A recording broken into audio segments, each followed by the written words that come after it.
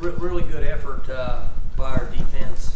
Gave up 1 yard per carry rush against a team that's had tremendous success running the football. And then special teams obviously was the difference. I thought that Corn Dog played really well, made a lot of plays. I don't know what he rushed for. I don't see him on here as a rush guy, but I thought he was very effective running the football. This is South Alabama. Is that Kevin? That's Clintworth.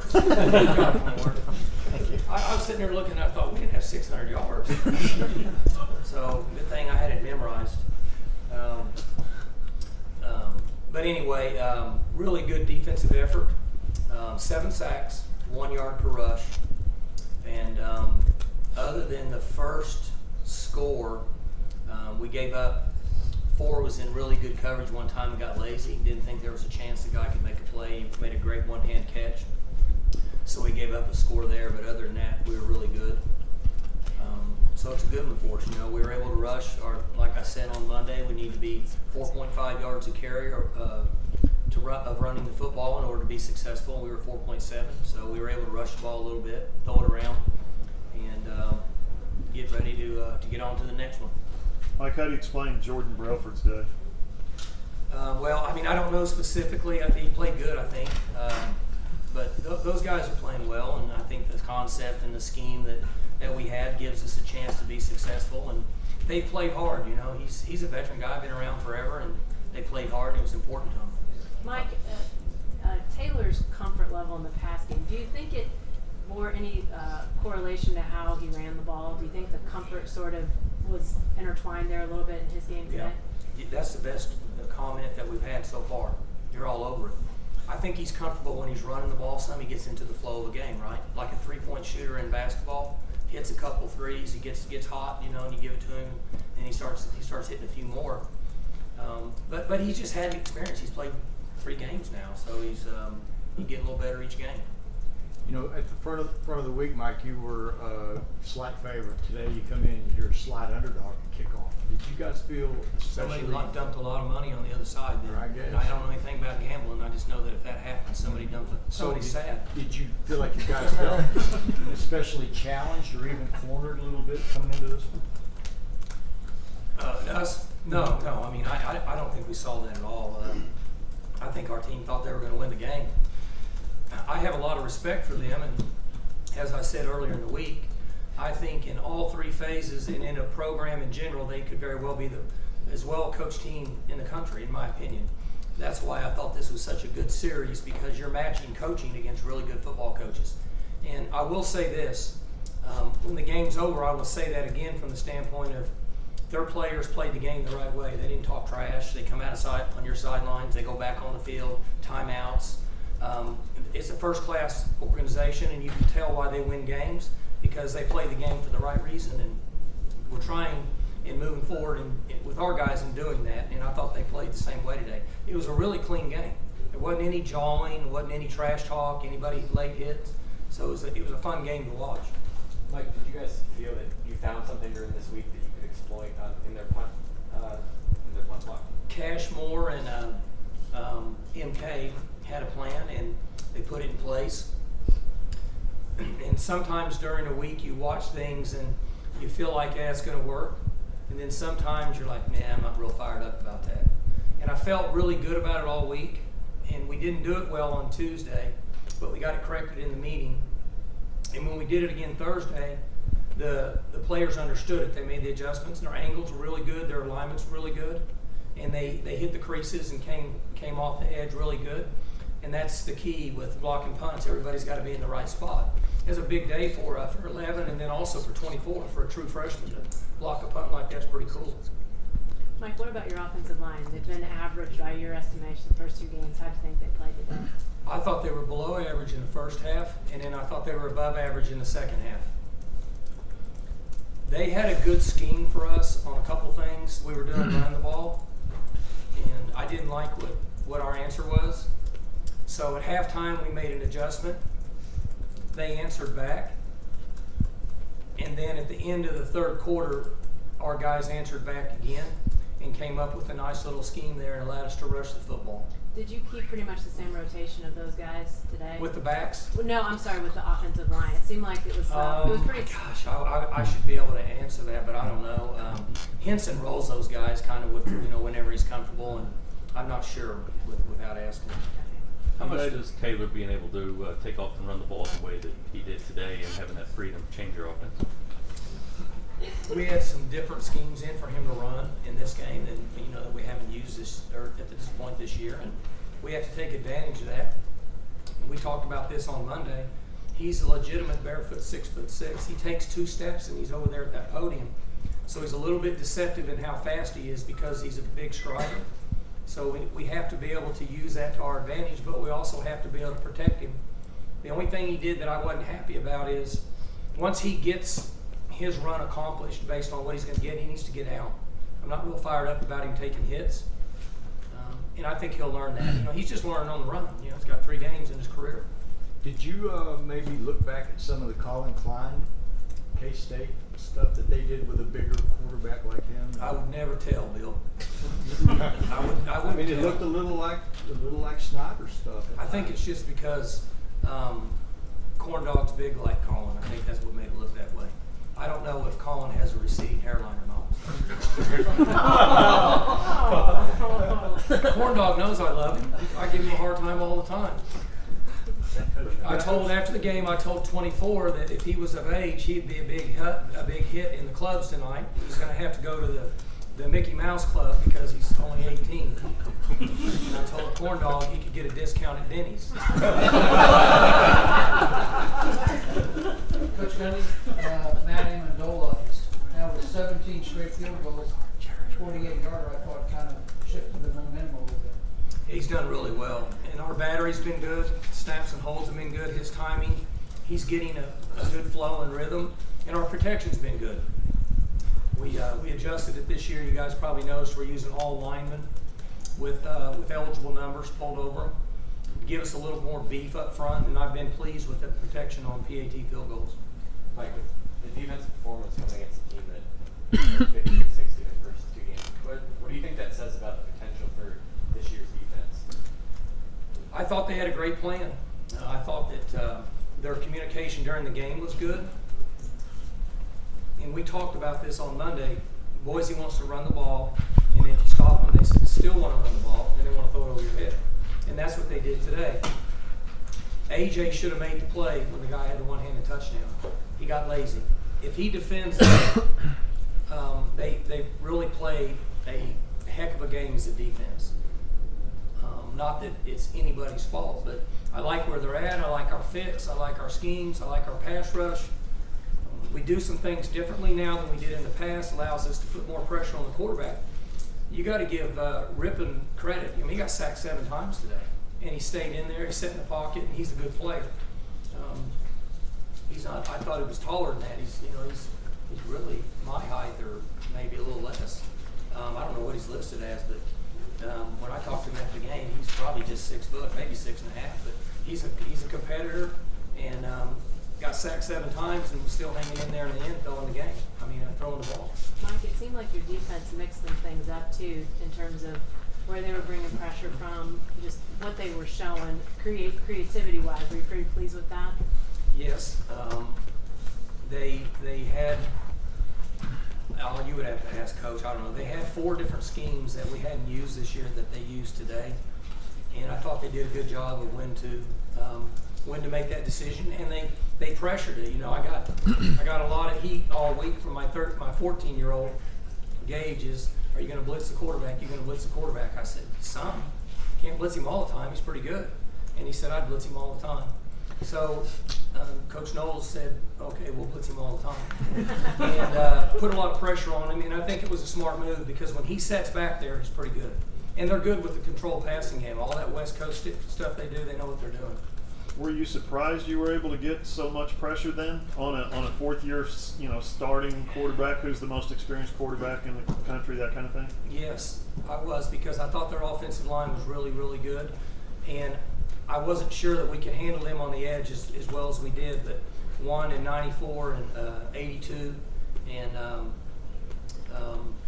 40 actually did a good job of getting up the field and dipping. and putting pressure on him. Was there anything said to the offense specifically after being held to 15 yards in the front for the first quarter? Us to the offense? Yeah, the coaches to the offense, and just say, like, try to get them, like. Well, I mentioned to Yurcich. Well, I don't think I did. I think he was off the phone. But to them, if we at this pace, we're going to average 60 yards at the end of the game. So we may want to change a few up. And they did a good job. They made adjustments. We get things. They did the same thing to us we do to them.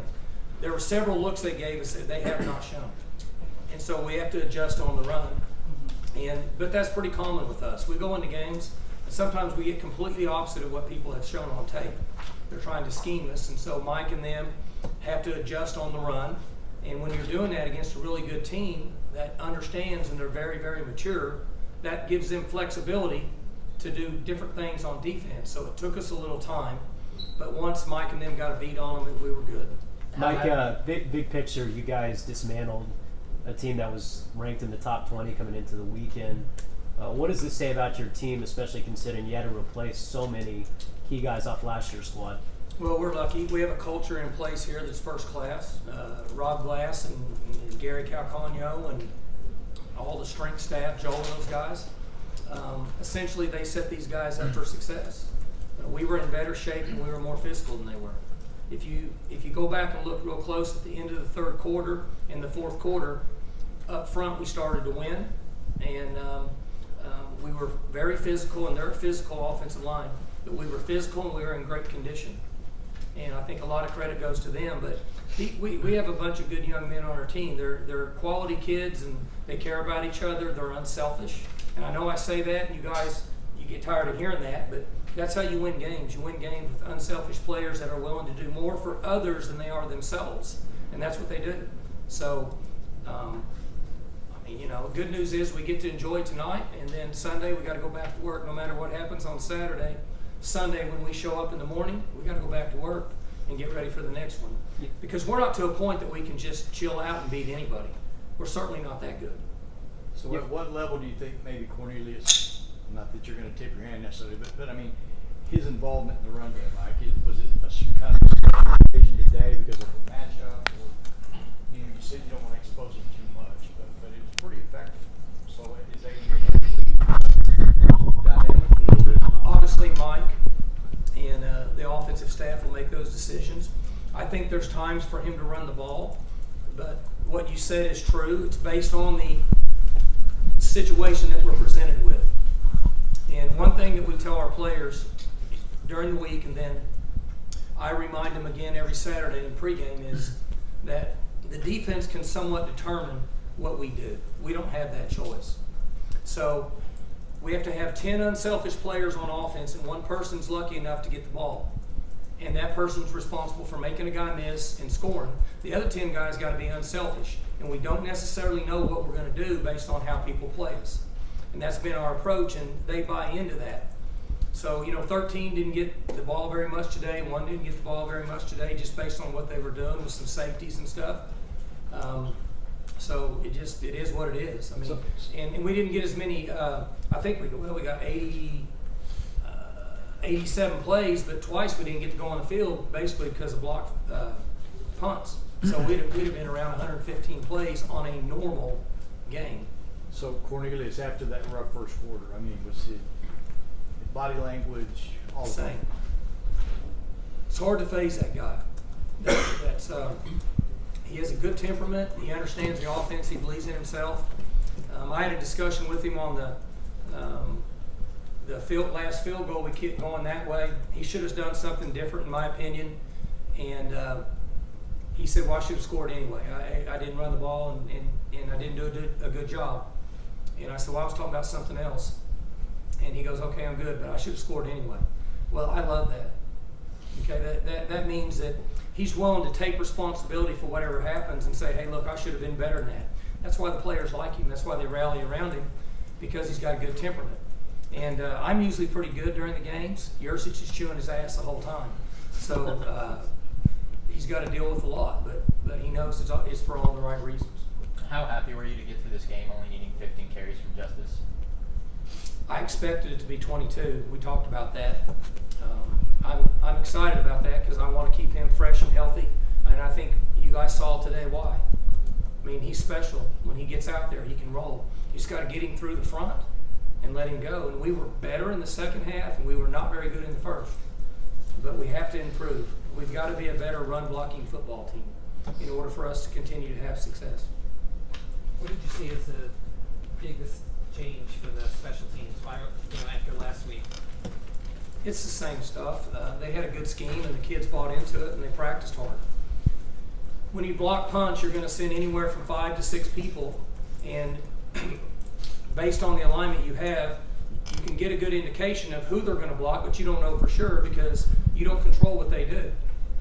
So 6 people got to go hard, and everybody has to make that commitment because they might block you and they might not block that guy, and they think they're going to block that guy, and then they turn you loose. And I think without watching tape, all 6 guys went hard, and we had 2 or 3 show up at the block point. I don't have the watch on the time. I know it was slow on the first one, but the second one, I think 24 just came clean. But it was pretty impressive in the fact that they took the ball off the foot instead of jumping up in the air. So they're taking the coaching from Cash Money and MK. So that's a fun thing for a head coach to watch young men take coaching, especially one guy's a true freshman. Mike, I'm sure you. Oh, sorry. Go ahead. I'm sorry, Jake. I'm sure you learned a lot about your team from this game, maybe probably more so than you did the first 2 games. How good can you guys be this season?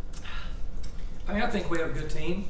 I mean, there was a lot of talk about quarterback, and Corn Dog gets better every week and plays hard, and I don't think there's anybody that would question his toughness and his composure.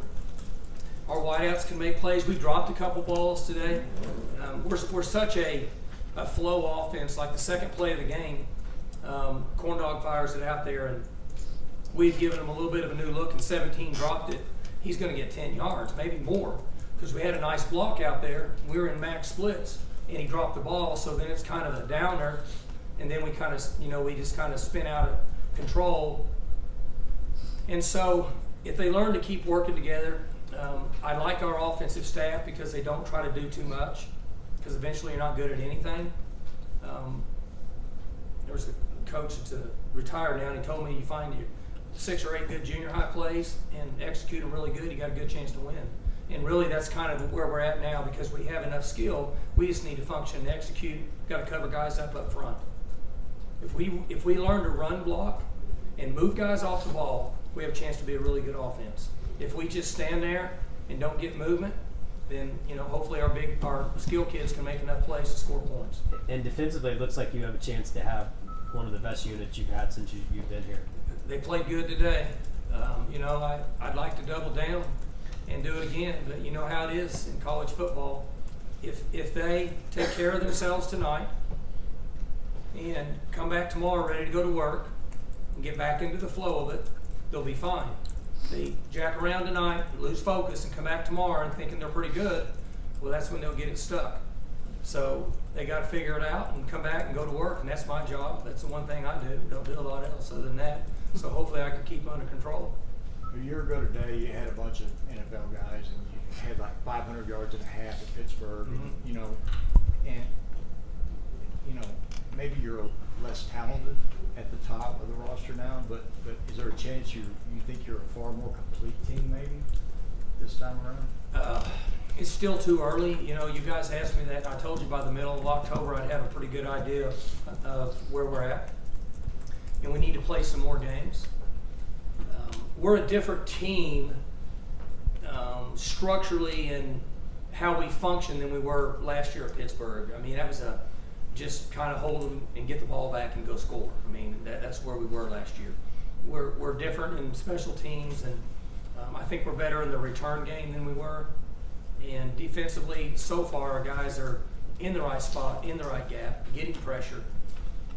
When you can get 7 sacks against a team that knows what they're doing on offense, you're gonna have a chance to have some success. But it starts over on Sunday. Mike, is it a happier room though when you get 23 points off special teams and you win by 23 and you get a good defensive day? I mean, the offense had a nice day. I'm all for the defense playing that way every week, and it makes my job a lot easier in the fact that when we can go out and hold our own. But I think what you said is right. There's going to be times they hit our defense. I mean, each week things are differently, and then we'll have to adjust. And then offensively, you better pick the slack up, and special teams wise.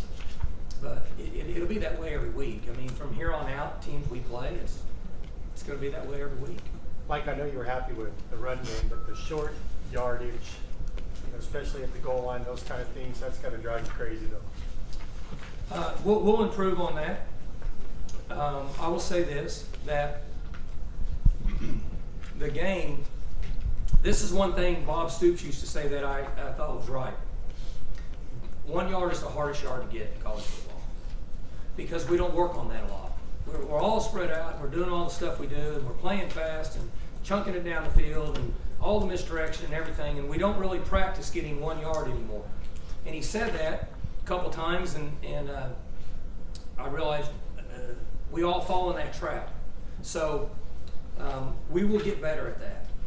But it is, they're in bear. They got the nose covered up. They got both guards covered up with 3 techniques. They had the mug backers walk up in the line in the B gap, and they had edge pressure. So you're kind of swimming upstream a little bit, and we'll come up with ways, and we'll get better at that. Thanks, Coach.